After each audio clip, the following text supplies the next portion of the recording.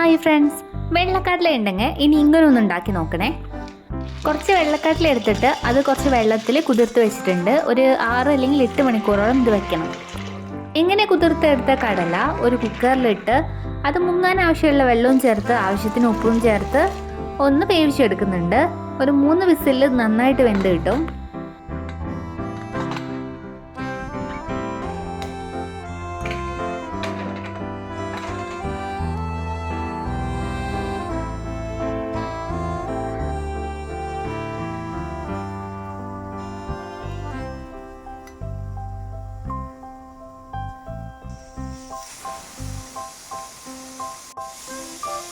ഇനി 2 തക്കാളി ഒന്ന് വേവിച്ചെടുക്കാം.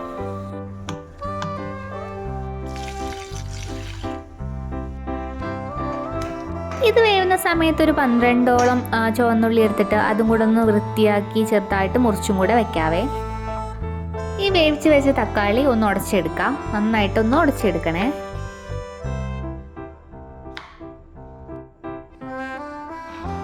ഒരു 5-6 അല്ലി വെളുത്തുള്ളി, ഒരു ചെറിയ കഷ്ണം ഇഞ്ചി, ഒരു പച്ചമുളകും കൂടെ ഒന്ന് ചതച്ചെടുക്കാം.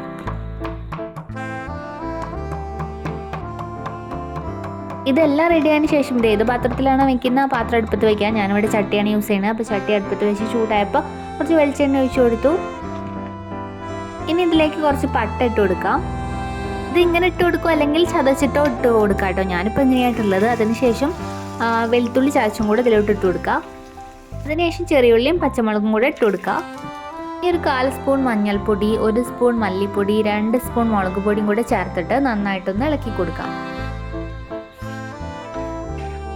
ഇതെല്ലാം നന്നായി മിക്സ് ചെയ്ത് ഈ പൊടിയുടെ പച്ചമണമൊക്കെ ഒന്ന് മാറി വരുമ്പോൾ നമുക്ക് തക്കാളിയുടെ ആ പേസ്റ്റും കൂടെ ഇതിലോട്ട് ആഡ് ചെയ്ത് കൊടുക്കാം.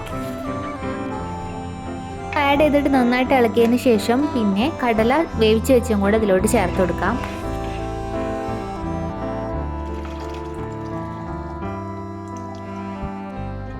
മസാല ഒക്കെ നന്നായിട്ട് ഇതിൽ മിക്സ് ചെയ്യാൻ വേണ്ടി നന്നായിട്ട് ഇളക്കി കൊടുക്കുക.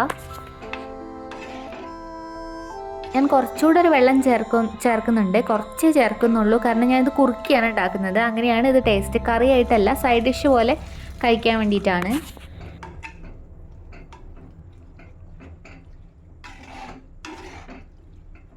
ഉപ്പ് നോക്കിയിട്ട് ആവശ്യത്തിനുള്ള ഉപ്പും കൂടെ ചേർത്ത് കൊടുക്കാം. ഇനി ഇത് തിളച്ച് നന്നായിട്ടൊന്ന് കുറുകി വരട്ടെ. അപ്പോഴേക്ക് ഇതിലേക്ക് ഇടാനുള്ള മല്ലിയില കൂടെ ഒന്ന് മുറിച്ച് വയ്ക്കാം. ഇത് നന്നായിട്ടൊന്ന് തിളച്ച് വന്നപ്പോൾ ഞാൻ 1 സ്പൂൺ മല്ലിപ്പൊടിയും കൂടെ ചേർത്ത് കൊടുക്കുന്നുണ്ട്.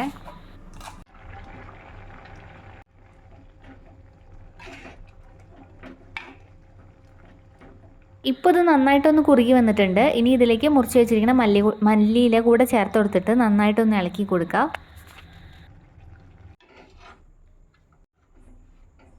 ഇപ്പോൾ നമ്മുടെ വെള്ളക്കടല കൊണ്ടുള്ള ഈ ഒരു ഐറ്റം ഇവിടെ റെഡി ആയിട്ടുണ്ട്.